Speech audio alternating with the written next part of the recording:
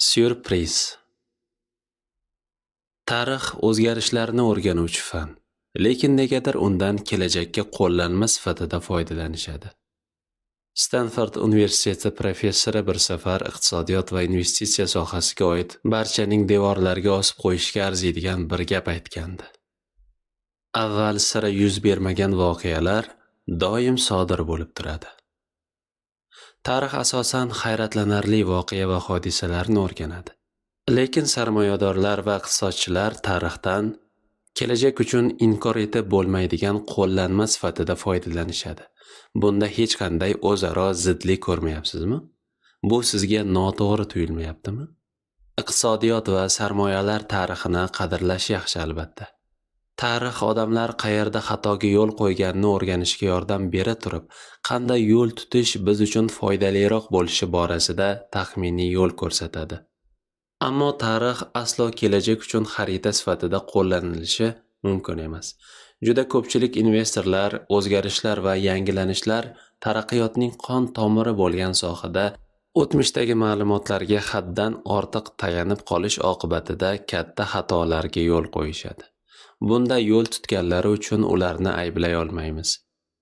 Sarmoya sohasiga tabiiy fan sifatida qarasak, tarix kelajak uchun eng yaxshi qo'llanma bo'lishi mumkindir balki. Geologlar milliard yil oldingi ma'lumotlarga qarab, Yerning maketini yasashlari mumkin. Shuningdek, shifokorlar ham buyraklar 2020-yilda ham 1020-yildagi kabi ishlaydi. Ammo sarmoya kiritish tabiiy fan emas.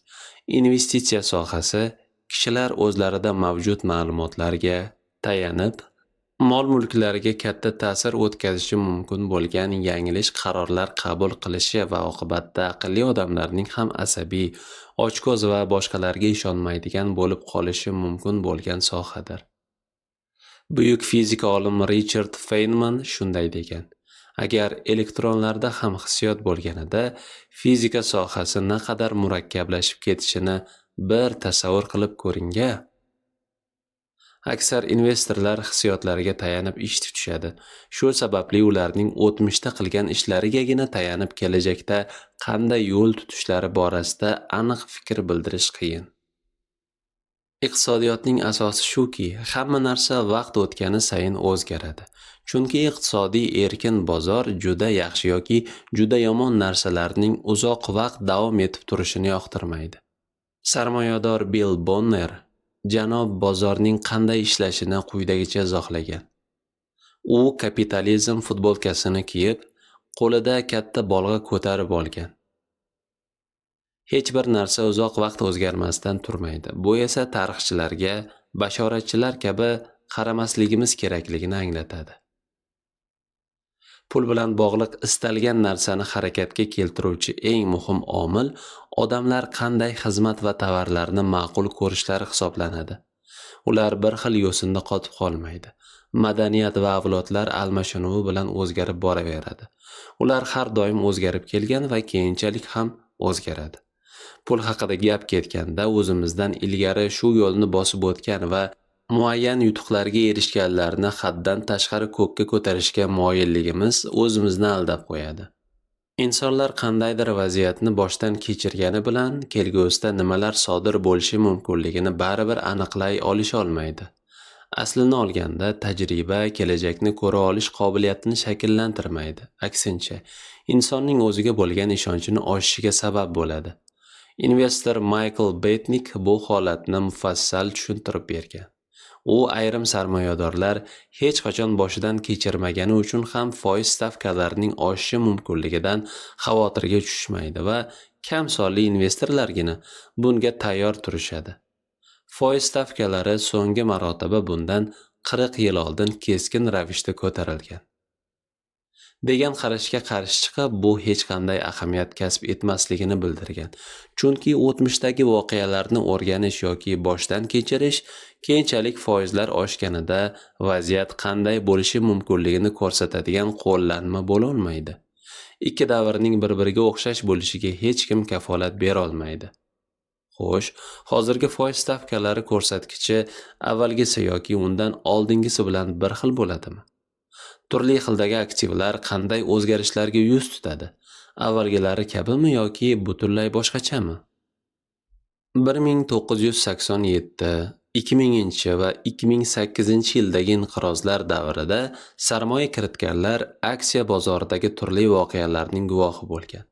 Ammo ushbu to'plangan tajribalari ularning o'zlariga bo'lgan ishonchini haddan ortiq oshirib yubormaydimi? Xato qilganlarida tan olgilari kelmay qolmaydimi? Avvalgi natijalarida qotib qolishmaydimi? Kelajakda foydaga erishish yo'lida o'tmishdagi investitsiyalariga haddan ortiq suyanib qolish oqibatida ikkita xavfli holat sodir bo'lishi mumkin. Birinchisi, katta ta'sir doirasiga ega ba'zi noodatiy voqealiklar e'tiboringizdan chetda qolib ketishi mumkin. Tarixiy ma'lumotlar orasidagi eng muhim voqealar qatoriga taniqli shaxslarning ishlari va rekord natijalarga olib kelgan yirik hodisalarni kiritish mumkin. Aynan ular iqtisodiyot va qimmatli qog'ozlar bozoridagi ko'rsatkichlarni o'zgartirib yuborishga qodir. Masalan, Buyuk depressiya davri, Ikkinchi jahon urushi, dot-com inqilobi, 11-sentyabr voqealari, 2000-yillar o'rtalaridagi turar joy muammolari shular jumlasidandir. Shu bir hovuch voqealarning ahamiyati juda katta, chunki ular o'zlariga aloqador bo'lmagan sohalarga ham ta'sir ko'rsatdi. 19-20 asrlarda 15 milliard odam dunyoga kelgan. Bugungi global iqtisodiyot va qolaversa butun dunyo quyidagi 7 shaxs tug'ilmaganida qanday bo'lishi mumkinligini tasavvur qilib ko'ring-chi.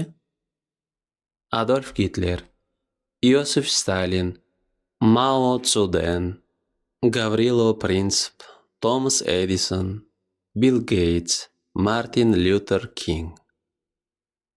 Bu ro'yxat to'liq ekaniga amin emasman, lekin ana shu 7 nafar shaxs tarixda o'z izini qoldirmaganida dunyodagi hamma narsa, chegaralardan tortib texnologiya va ijtimoiy me'yorlargacha barchasi tamomila boshqacha bo'lishi mumkin edi. Boshqacha aytganda, odamlarning 0,4 milliarddan 4% o'tgan asr davomida yuz bergan dunyodagi eng katta o'zgarishlar uchun javobgar shaxs hisoblanishadi. Loyihalar, investitsiyalar va hodisalar ham xuddi shunday. O'tgan asrni quyidagilarsiz bir tasavvur qilib ko'ring. Buyuk depressiya, Ikkinchi jahon urushi, Manhattan loyihasi, vaksinalar, antibiotiklar, ARPANET, 11-sentyabr voqealari, Sovet ittifoqining qulashi. 20-asrda milliardlab, balki trillionlab hodisalar sodir bo'lib, yana shuncha loyihalar amalga oshirilgan. Ularning aniq sonini hech kim bilmaydi. Ammo yuqorida sanab o'tilgan 8tasi boshqalariga qaraganda dunyoga ko'proq ta'sir o'tkazgan. Ularning ta'siri o'laroq yuz bergan boshqa voqealarga yetarlicha e'tibor qaratmasligimiz xuddi pul mablag'larining sekin-asta ko'payishini mensimaslik bilan bir xil. 11-sentyabr voqealari sababli AQSh Markaziy banki foizlarni pasaytirishga majbur bo'ldi. Bu esa uy-joy narxlarining ko'tarilishiga olib keldi. Moliyaviy inqiroz holati yuz berib, mehnat bozoridagi ahvol yomonlashdi. Yoppasiga 10 millionlab yoshlar oliy ta'lim olishni tanlagach, 1,6 trillion dollar miqdorida 18% ta'lim kreditlari olindi. 19 nafar terrorchini salmoqli ta'lim kreditlariga to'g'ridan-to'g'ri bog'lay olmaymiz. Ammo bu kichik hodisalardan kelib chiqadigan katta voqealarga yaqqol misol bo'lishi mumkin. Global iqtisodiyotda sodir bo'layotgan hodisalarning ko'pchiligida o'tmishda sodir bo'lgan va umuman kutilmagan o'sha voqealarning ta'siri bor. Iqtisodiyot tarixidagi eng ko'p uchraydigan jihat bu uning kutilmagan voqealarga boyligidir. Bunday voqealarning sodir bo'lishiga sabab tutgan yo'limiz xatoligi yoki bilimimiz chegaralangani emas. Bunga sabab ehtimolliklar hisoblanadi. Xuddi Adolf Hitlerning ota-onasi u tug'ilishidan 9 oy oldin bolani oldirish yoki oldirmaslik masalasida bahslashganliklari kabi. Texnologiya sohasini ham oldindan bashorat qilib bo'lmaydi, chunki Jonas Salk vaksina yaratish fikridan voz kechganida Bill Gates poliomiyelitdan vafot etgan bo'lardi. ta'lim kreditlari miqdori haddan tashqari ko'payib ketishini oldindan bila olmasligimizga sabab aeroport xavfsizlik xizmati xodimi 11 sentyabrda terrorchining pichog'ini musodara qilishi va bularning hech biri sodir bo'lmasligi mumkin edi. Muammo shundaki, kelajakda sarmoyamiz keltiradigan daromadni hisoblayotganimizda Ikkinchi jahon urushi yoki Buyuk depressiya davri kabi tarixdagi ayanchli iz qoldiradigan hodisalarni inobatga olamiz. Vaholanki o'sha keng qamrovli voqealar sodir bo'lganida o'tmishda ularga o'xshash voqeaning o'zi bo'lmagan. Shu sabab o'tmishdagi eng yomon va eng yaxshi vaziyatlar kelajakdagi eng yomon va eng yaxshi vaziyatlar bilan mos keladi deb o'ylaydigan odam aslida tarixga tayanmayotgan bo'ladi. U shunchaki ko'z ko'rib quloq eshitmagan tarixiy hodisalarni kelajak bilan bog'liq deya taxmin qilayotgan bo'ladi xolos. Nassim Taleb o'zining Tasodifiy aldanganlar kitobida shunday yozadi. Fir'avnlar boshqargan Misrda yozuvchilar Nildagi yuqori suv sathini kuzatib, unda kelajakdagi eng yomon voqealarni taxmin qilish uchun foydalanishgan. Xuddi shunday holatni 2011-yilda tsunami oqibatida dahshatli falokatga uchragan Fukushima yadroviy reaktorida ham ko'rish mumkin. U o'tmishda yuz bergan eng yomon yer qimirlashlariga chidamli qilib qurilgan va quruvchilar ulardan-da dahshatliroq zilzila sodir bo'lishi mumkinligini o'ylab ko'rishmagandi. Quruvchilar tarixdagi o'sha eng dahshatli zilzilaga teng keladigan oldin sodir bo'lmaganini va u ham mutlaq kutilmagan voqealik bo'lganini hisobga olishmagandi. Bu izlanishlar keltirib chiqargan xato emasdi. Aksincha, xayolotning xatosi edi. Kelajakdagi hech bir narsa o'tmishdagiga o'xshamasligini anglashning o'zi bir mahorat bo'lib, moliya sohasida kelajakni taxmin qilishda shu jihat ko'pincha e'tibordan chetda qoladi. 2017-yilda Nyu-Yorkdagi bir uchrashuvda ishtirok etganimda Daniel Kahnemandan investorlarning taxminlari xato bo'lib chiqsa, ular bunga qanday reaksiya bildirishlari kerak deb so'rashdi. U esa shunday javob bergandi. Xato qilganimizni tan olib, uning natijasidan tabimiz xira bo'lganida, endi bu xatoni boshqa takrorlamayman deymiz. Aslida xatoga yo'l qo'yganimizda o'rganishimiz kerak bo'lgan narsa shuki, biror narsaning sodir bo'lish yoki bo'lmasligini oldindan bilish juda mushkul. Chunki bu dunyo oldindan bilishimiz uchun qiyinchilik qiladi. Kutilmagan voqealardan olishimiz kerak bo'lgan eng to'g'ri saboq hayotning o'zi kutilmagan hodisa ekanini anglashdir. O'tmishdagi voqealiklarni kelajak bilan bog'lamasligimiz kerak. Aksincha, ularni ko'rib, endi nima sodir bo'lishi mumkinligini oldindan bilish imkonsiz ekanini tan olishimiz kerak. Kelajakda yirik o'zgarishlarga sabab bo'luvchi iqtisodiy voqealarni tarixdan o'rganishning iloji yo'q. Ular ko'z ko'rib, quloq eshitmagan hodisalar bo'ladi. Ularning kutilmagani shuni anglatadiki, biz ularga tayyor tura olmaymiz. Bu inqiroz va urush kabi dahshatli hodisalarga ham, innovatsiya kabi buyuk voqealarga ham birdek tegishlidir. Bu orada shubha bo'lishi mumkin emas. Chunki tarix mobaynida yagona tasdig'ini topib kelayotgan narsa shuki, bizga eng katta ta'sir o'tkazadigan voqealiklar kutilmagan hodisalardir. Ikkinchisi, tarix, iqtisodiyot va aksiya bozori kelajagi uchun noto'g'ri qo'llanma bo'lishi mumkin. Chunki unda bugungi kunga xos tizimli o'zgarishlar hisobga olinmagan. Quyida ko'lami nisbatan kengroq bir nechta voqealarni ko'rib chiqamiz. Pensiya to'g'risidagi 401K loyihasi qabul qilinganiga 42 yil bo'ldi. Roth IRAga undan ancha keyin 1990-yillarda asos solingan. Shu sababli ham bugungi kunda amerikaliklar nafaqalari uchun qanday qilib pul jamg'arishlari haqidagi shaxsiy tavsiya va tahlillarni 50-60 yil oldingilari bilan taqqoslashning iloji yo'q. Hozir yangi imkoniyatlar paydo bo'lgan. Juda ko'p narsalar o'zgargan. Yoki venture kapitalni olaylik. 25 yil avval bu kabi narsa deyarli mavjud bo'lmagan. Bugungi kunda bir avlod oldingi yirik sanoatlardan ham kattaroq venture kapital fondlari mavjud. Nike kompaniyasi asoschisi Phil Knight o'z xotiralarida biznes olamidagi dastlabki kunlar haqida shunday yozadi. O'sha paytlarda venchur kapitali kabi narsalar yo'q edi. Shijoatli yosh tadbirkorlar mablag' olishi mumkin bo'lgan joylar juda oz va shunday joylarni ham tavakkalchilikka qarshi bu haqda hech qanday tasavvurga ega bo'lmagan darvozabonlar, aniqrog'i bankirlar qo'riqlardi. Bundan kelib chiqadiki, startap loyihalar qanday moliyalashtirilgani haqidagi bir necha 10 yillik tarixiy ma'lumotlar allaqachon eskirib qolgan. Investitsiya aylanmasi va startapdagi muvaffaqiyatsizliklar haqida biladiganlarimiz uzoq tarixga borib taqalmaydi. Chunki bugungi kundagi kompaniyalarga sarmoya kiritish yo'llari biz uchun mutlaqo yangi hisoblanadi. Yoki aksiya savdosini olaylik. S&P 500 1976-yilga qadar aksiyalarni inobatga olmasdi. Bugungi kunga kelib esa ular indeksning 16% tashkil etadi. Texnologiya kapitali 50 yil oldin umuman mavjud emasdi. Bugun esa indeksning har 5 tadan bittasi uning hissasiga to'g'ri keladi. Buxgalteriya qoidalari, shu bilan birga audit va bozor talablari ham vaqt o'tgan sayin o'zgardi. Ko'p narsa o'zgardi. So'nggi 150 yil ichida AQShda iqtisodiy inqiroz davrlari orasidagi muddat keskin o'zgarib bormoqda. Inqirozning o'rtacha davomiyligi 1800-yillar oxirida 2 yilga, 20-asr boshida 5 yilga va o'tgan yarim asr mobaynida 8 yilga o'sgan. Bundan 12 yil oldin 2007-yil dekabrda yuz bergan so'nggi turg'unlik davridan keyin yana yangisiga yuzlashish arafasida turgandekmiz.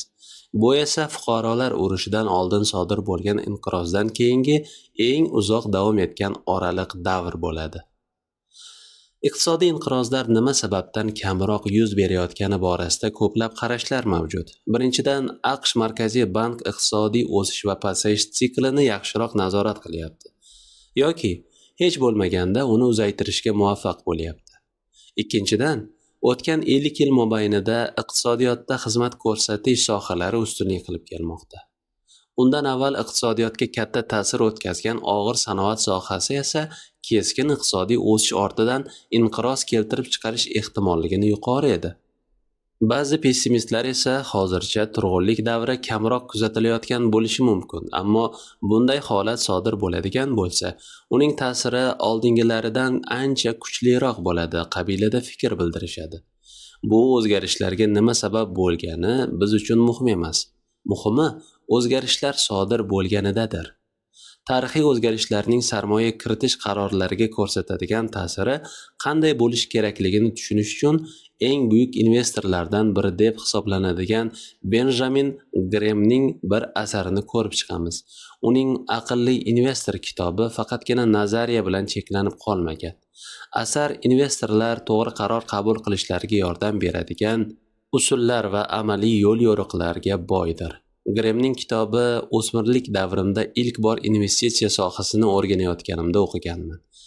Kitobda tavsiya etilgan usullar men uchun juda qiziqarli tuyulgan. Chunki unda boy bo'lish yo'lidagi yo'l-yo'riqlar qadam-ba-qadam tushuntirib berilgan. Hammasi juda osondek sezilgandi.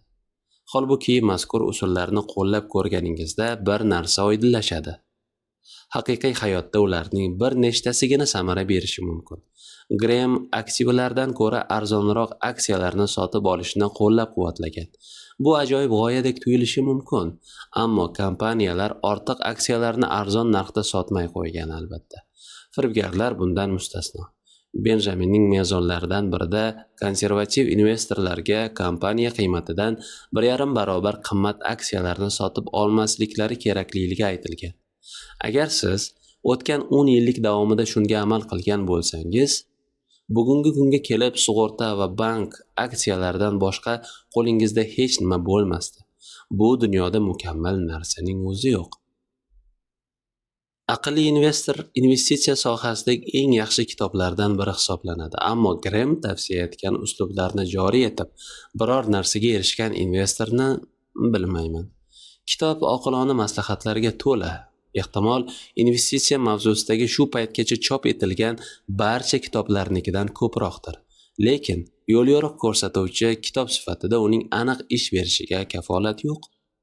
Xo'sh, unda gap nimada?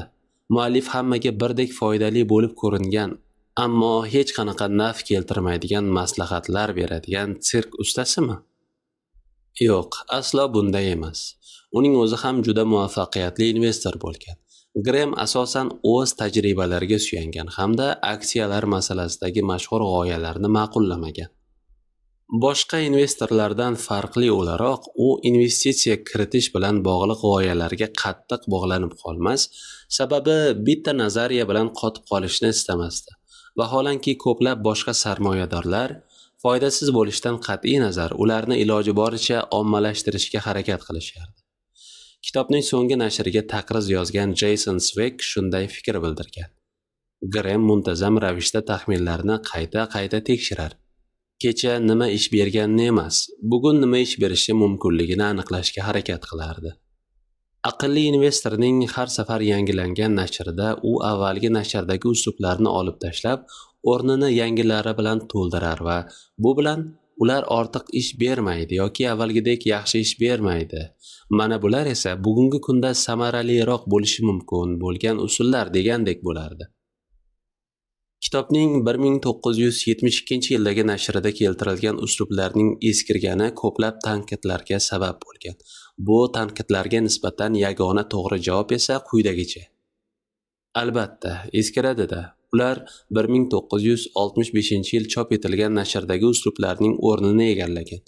1965-yildagilar esa 1954-yildagilarning. 1954-yildagi nashrda esa 1949-yilgi eski uslublar olib tashlangan.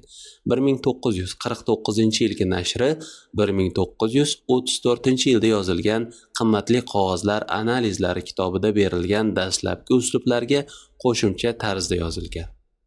Grem 1976-yilda vafot etgan. Agar u ilgari surgan uslublar 1934-72-yillar oralig'ida 5 marta yangilangan bo'lsa, nima deb o'ylaysiz? 2020-yilga ular qanchalik ham mos kelardi? 2050-yilgacha. Vafotidan biroz oldin Gremdan sizni mashhur qilgan o'sha g'oyalarni o'zingiz hali ham qo'llab-quvvatlaysizmi deb so'rashganida shunday javob bergan. Umuman olganda yo'q. Katta imkoniyatlarni qo'lga kiritish uchun ortiq bu uslublarni foydali deb hisoblamayman. Bu ilk kitobimiz nashrdan chiqqan payt uchun aytaylik 40 yil oldingi davrga to'g'ri kelardi. Holbuki o'shandan beri vaziyat keskin o'zgargan. Xo'sh, nimalar o'zgardi?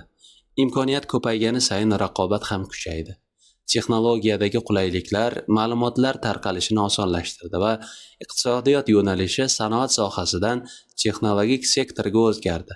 Natijada turli xil biznes yo'nalishlari va kapital kiritish sohalari paydo bo'ldi. Juda ko'p narsa o'zgardi. Investitsiya tarixining qiziq jihati shundaki, qanchalik orqaga nazar tashlasangiz, bugungi kunga to'g'ri kelmaydigan dunyoga duch kelishingiz ehtimoli shunchalik katta bo'lib boradi. Ko'plab iqtisodchi va sarmoyadorlar kelajak borasida bildirgan taxminlari bir necha 10 yillar, hatto asrlar avvalgi ma'lumotlarga asoslangani uchun o'zlarida xotirjamlik sezishadi. Lekin iqtisodiyot rivojlangani sababli yaqin tarixgina kelajak uchun eng yaxshi qo'llanma vazifasini bajarishi mumkin. Chunki uning ertangi kun uchun ahamiyatli bo'lgan muhim voqealarni o'z ichiga olish ehtimoli yuqoriroq. Investitsiya sohasida bu safargisi boshqacha degan gap mavjud bo'lib, uni odatda hazil aralash ishlatishadi. Kimningdir kelajak haqidagi taxmini o'tmishga asoslanmagan bo'lsa, uning fikrini inkor etish uchun "Xo'sh, seningcha bu safargisi boshqachami?" deysiz. Bu gap investor Jon Templetonning quyidagi fikridan kelib chiqqan. Bu safargisi boshqacha. Investitsiyadagi eng dahshatli so'zlardir. Templeton eng kamida 20% holatda hamma narsa avvalgisidan boshqacha bo'ladi degandi. Dunyo hamisha o'zgaradi va bu o'zgarishlar har doim muhim ahamiyat kasb etadi. Michael Betnik shunday yozgandi. Investitsiyadagi eng dahshatli 7 ta so'z quyidagilardir. Investitsiyadagi eng dahshatli so'zlar bu safargisi boshqacha. Yuqoridagi fikr orqali pul bilan bog'liq qaror qabul qilayotganimizda o'tmishni hisobga olmasligimiz kerak demoqchi emasman. Ammo shu o'rinda muhim bir narsani e'tibordan qochirmaslik kerak. O'tmishga qanchalik ko'p qarasangiz, xulosalaringiz shunchalik umumiylashib boraveradi. Odamlarning ochko'zlik va qo'rquvga bo'lgan munosabatlari, tushkunlik davrida o'zlarini qanday tutishlari, muvaffaqiyat paytidagi reaksiyalari kabi umumiy narsalar odatda o'zgarmas bo'ladi. Pul bilan bog'liq tarix mana shunday narsalar uchungina foydali bo'lishi mumkin. Biroq muayyan trendlar, muayyan tijorat vositalari, muayyan sektorlar, muayyan bozor munosabatlari va odamlar pulni qanday sarflashlari kabilar doimiy o'zgaruvchi narsalardir. Tarixchilar bashoratchi emas. Sizda unda kelajakni qanday rejalashtirishimiz kerak degan yana bir o'rinli savol tug'iladi. Keling, bu haqda keyingi bobda gaplashamiz.